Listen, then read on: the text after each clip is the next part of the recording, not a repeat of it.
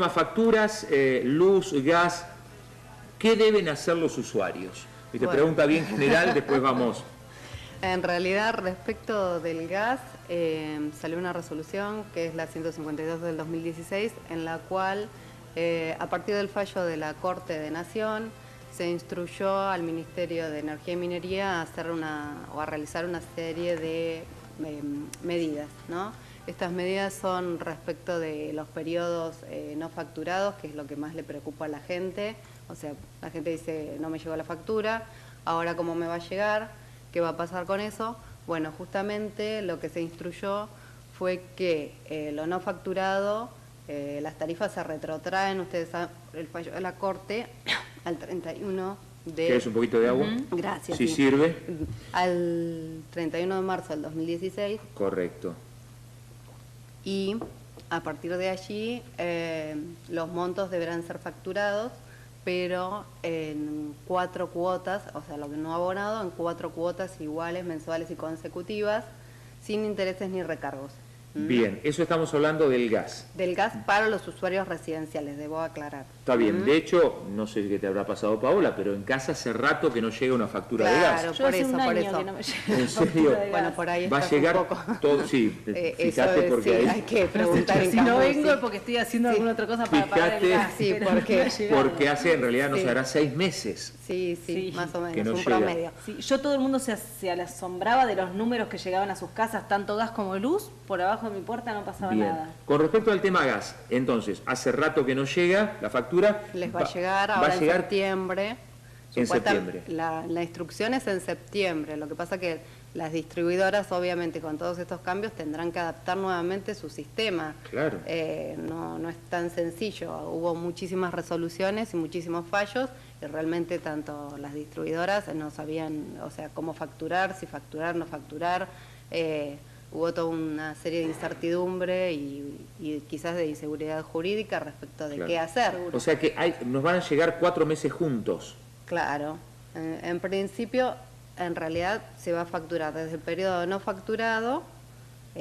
Por ahí algunos sí se les facturó el periodo, pero no estuvo pago, entonces eso se les va a sumar como saldo de deuda y ese monto final va a tener que estar fraccionado en 4 cuotas iguales mensuales y consecutivas. Ahora, esas 4 cuotas mensuales se nos van a juntar con las otras de estos meses. Sí, seguramente. Lo que pasa es que también el fallo dice que esto es hasta ahora, hasta este momento. Después de acá para allá también mandó a hacer otra medida que es la audiencia pública. La audiencia pública se va a celebrar ahora el 16 de septiembre. Sí. Entonces, también tenemos que ver, porque la cuestión o el planteamiento que hacía el Poder Ejecutivo Nacional era que esto era una tarifa transitoria y por eso no se debía realizar la audiencia pública o servía la audiencia pública efectuada hacia 10 años atrás.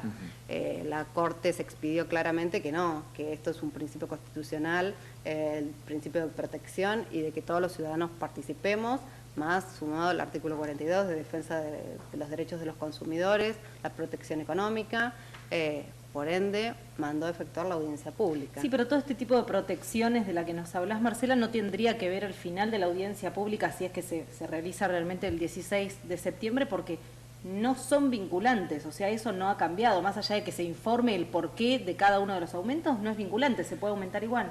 Sí, en realidad sí, pero ustedes fíjense que a través de las movilizaciones, de las presentaciones de amparo, de la movilización de la gente, del trabajo de las OMIC de la provincia y de otras provincias, sinceramente hubo un reconocimiento de cambio del gobierno y fue dictando nuevas resoluciones. Es decir, que si va a llamar a esta audiencia pública, está escuchando los reclamos de la gente, no puede hacer oídos sordos a estas cuestiones, ¿no? Hubo una serie de resoluciones después que sacó el mismo gobierno respecto del tope, del 400%, del 500%, o sea, si bien no son vinculantes o no hay una vinculación directa, sí puede haber una vinculación indirecta. Claro. Entonces, obviamente todos se van a acercar y van a mostrar su postura y van a tratar de que, sobre todo que se hizo hincapié en la Corte, del tema de la gradualidad. Correcto. La gradualidad y la razonabilidad. Y había quedado una pregunta pendiente que tiene que ver con la presencia en la audiencia pública que se va a desarrollar el próximo 16 de septiembre. Tandil, ¿la OMIC de aquí va a estar presente? Sí, vamos a tratar de estar presentes en la audiencia, como todas las OMIC de la provincia. Bien, para la inscripción y demás para poder estar, trámite simple. Un trámite algo complicado, pero esperemos que lo vayan modificando en el transcurso de estos días, así todos podemos acceder. Bien. Bien. Y había quedado pendiente tu pregunta. Sí, el tema de electricidad, tarifas eléctricas. Sí, bueno, vieron que en estos días hubo otra novedad, como venimos novedades, fallos y resoluciones. En realidad, bueno, vos estuviste en comunicación con el juez Arias. Sí, estuvimos hace un tiempito. Sí. Sí, con el doctor que sacó el primer fallo. Bueno, ahora la Suprema Corte de Justicia de la provincia se pronunció respecto de la medida cautelar que había sido otorgada y que había sido confirmada respecto de que se dejaba sin efecto, pero tenemos que también decir que lo que mayormente trató acá, y que esto es importante por ahí plantearlo, es el tema de la legitimación de quienes iniciaron estas acciones de amparo, ¿sí? En este caso se trató del fallo, bueno, nombrado como Abarca, en el cual lo realizaron diputados, y quien se presentó adhirió posteriormente, carecía de legitimación. Entonces, fundamentalmente cuando se trata de este cuestionamiento, tanto la Suprema Corte de Provincia como la Corte de Nación dicen claramente quiénes son los legitimados, y los legitimados son el defensor del pueblo, tanto de nación como de provincia, o las asociaciones de consumidores, y han reconocido en varios fallos también legitimación a las oficinas municipales de información al consumidor. Entonces, quienes llegan, hay una cuestión, digamos, formal y no de fondo respecto de este pronunciamiento. Lo que está diciendo por ahí la Suprema Corte es que las cuestiones se deben plantear en forma prolija y correcta.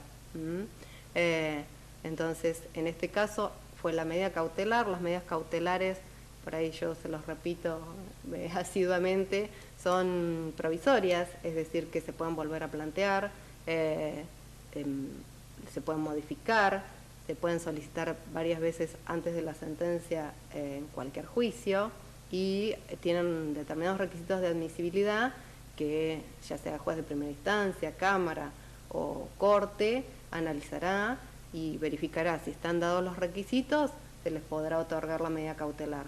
Si los requisitos no son cumplidos, no se otorga la medida cautelar. Igualmente, la cuestión de fondo ha quedado inconclusa, ¿sí?, respecto de este pronunciamiento. Pero también sabemos que hubo un pronunciamiento desde la Procuradora de Nación, Gil Carbó, respecto del pronunciamiento a favor del derecho de los usuarios y consumidores, respecto de que sean protegidos, y sobre todo se volvió al tema de la gradualidad y la razonabilidad. Por eso la idea es de realizar algún cuadro tarifario en forma gradual y razonable. Es decir, yo creo que la mayoría de la gente, y esto salió de público y notorio conocimiento, que saben que hay una crisis energética y que esto debe ser resuelto, pero bueno, también en forma razonable y gradual.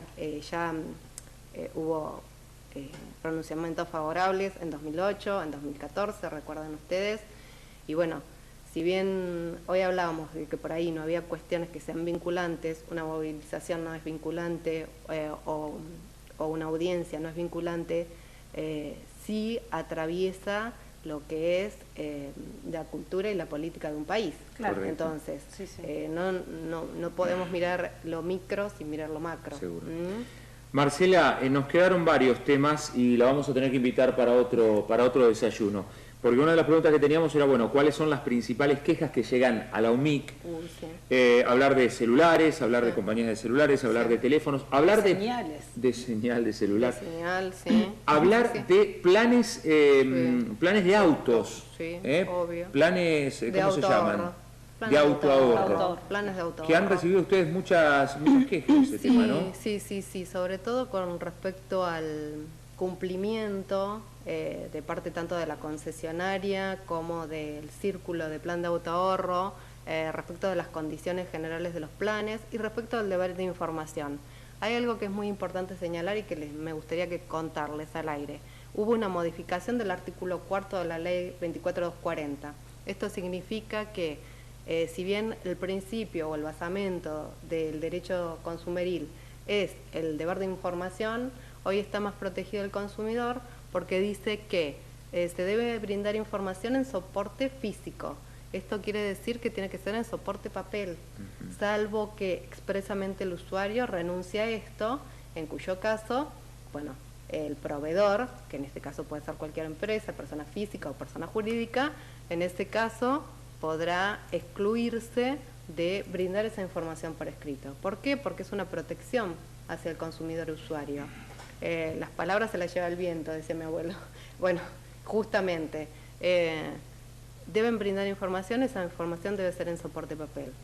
Existen muchos tipos de incumplimiento con respecto de los planes de autoahorro en cuanto a lo que le informa el concesionario y lo que finalmente la persona termina contratando.